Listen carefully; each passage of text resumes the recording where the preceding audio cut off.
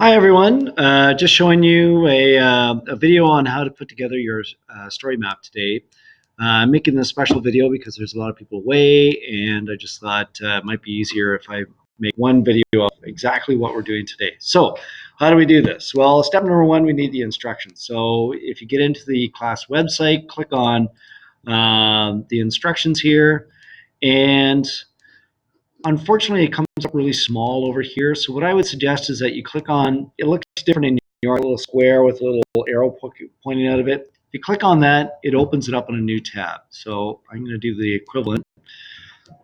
And what I would suggest is that you make your own copy of this. Now you have to click sign in the corner here and then go file, make a copy. Then you've got your own version. So now we need to get ArcGIS fired up. So if we go into the external tools here, click on ArcGIS, and we're going to create a new map. So today we're going to get a couple of layers that are already made and throw them into our map. So the first layer is called, well, it's called Canada's Physiographic regions, but the only way you can find it is by using Canada landforms. So we're just going to copy that, go back here, and whoops, and we're going to click on search for layers. Now, be careful. See up here, I wish I had my little tools here. Anyway, it says my content.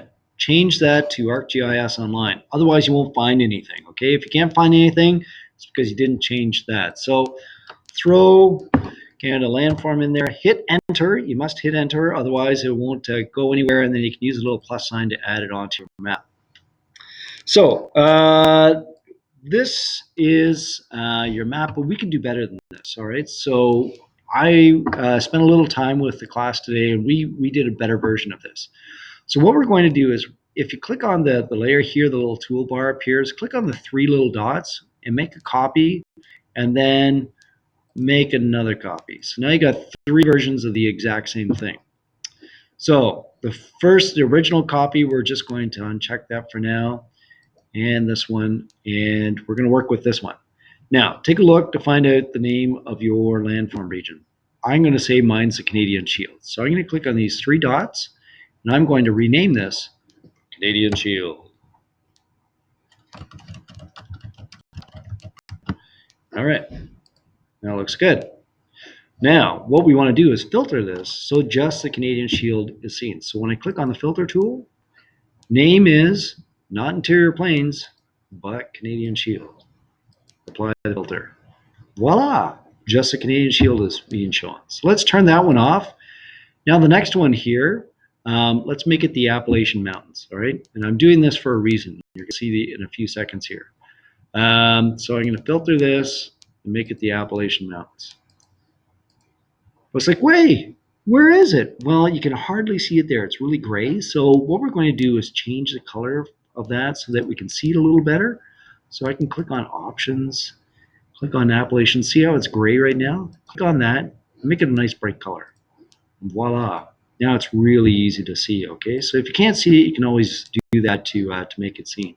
Now the last one, if you've got the Inuit Mountains, it's not on here.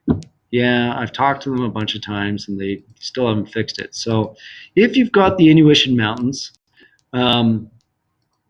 what you need to do is just use our closest. There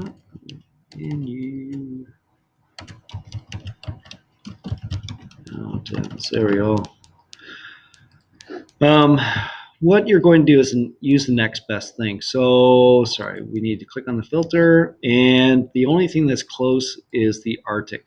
Okay, so you only have to do two of these. They're the two landform regions that you had to do. So now we're ready to get the next layer. So let's turn that stuff off. I'm going to turn on this one.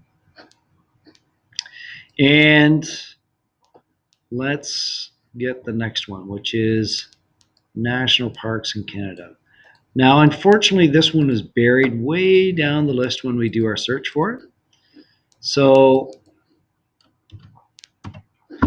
it is way down here. And unfortunately, they trick us in thinking, oh, wait a second, maybe this one, no. This one, no.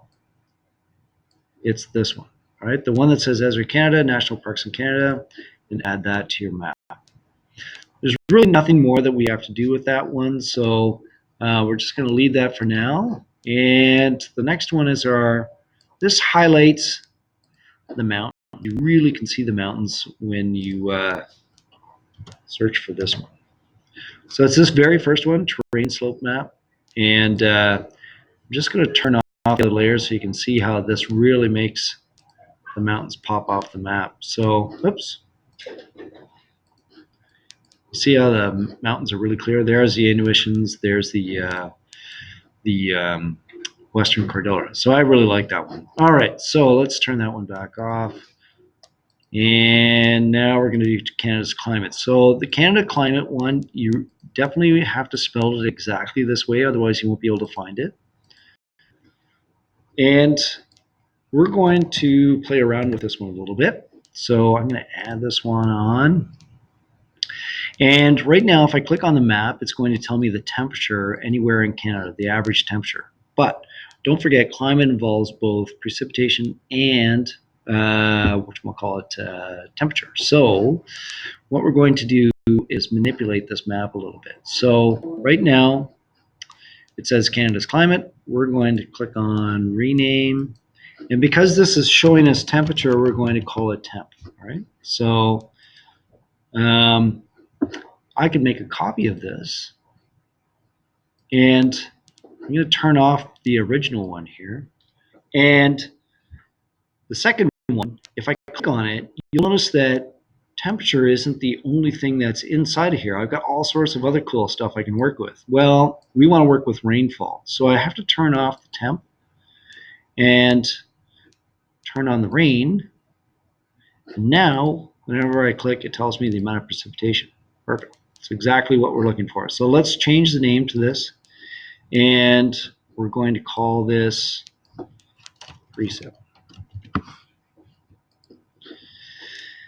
So now we've got a temperature, we've got a precipitation, we're good to go. So the last thing that we're looking for, whoops, wrong tab, is the natural events of Canada. Now, this has lots and lots of info on it. And it takes a little while for it to load, so be patient with it. By the way, I would save your map about now, just in case disaster strikes. So there it is. It's the first hit that comes up. Esri Canada Education is the maker of it, which is good. And voila, look at all that stuff coming up. So it's a jumbled mess. Let's make something of this. So we're going to click on details. And right now it's telling us earthquakes, forest fires, floods, and storms. Let's start off with the storms. Right now, I can't tell the difference between a severe thunderstorm and a hurricane. Well, let's see if we can change that. So if I click on the layer name, my little toolbar appears, and then click on change style. And if I switch it over to type, now they're all color coded. But I can even do better than that. If you want, do a little extra here.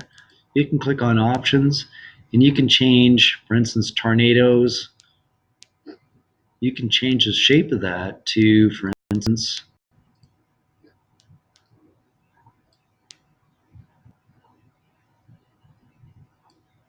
I don't know, oh, there we are, the tornado symbol. You're going to have to make it a little bigger, otherwise you won't be able to see it. But now you've got all those little tornadoes on there. Pretty cool, I think. So don't forget to click on OK and done. If you don't do that, it doesn't keep the changes.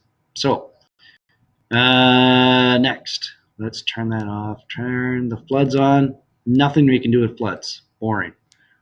Forest fires, what a mess. Now I'm going to tell you right now, literally 50% of the time, this doesn't work.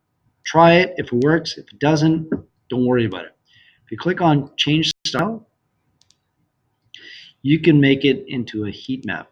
Go figure, heat map for a forest fire map. So click on that, and what do you know? It worked. That's what it should look like. But if it turns all yellow, if your whole screen's yellow, click cancel. Don't worry about it. All right. If it does work like this, it's showing you where the intensity of the fires is most concentrated and where it's less and where it's non-existent. And you would click on done to keep those changes.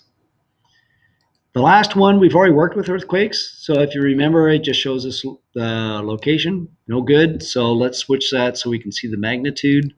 And we're just going to change this to mag. I'm not going to worry about resizing everything. This gives us an idea of where they are and how big they are, and good enough for this activity. If you want to change it, that's great. Above and beyond is what you're doing. So now our map is good to go. I'd like you to save it though, so that your physiographic regions are turned on. Your two, okay? Actually, no, let's make it all of them on for now. And you want the national parks on top. So where's our national park? There we go. All right. So if you can do that, you've done very well and you're ready to go for Monday. So give it a try. Pause, replay the video. If you have any problems, send me an email.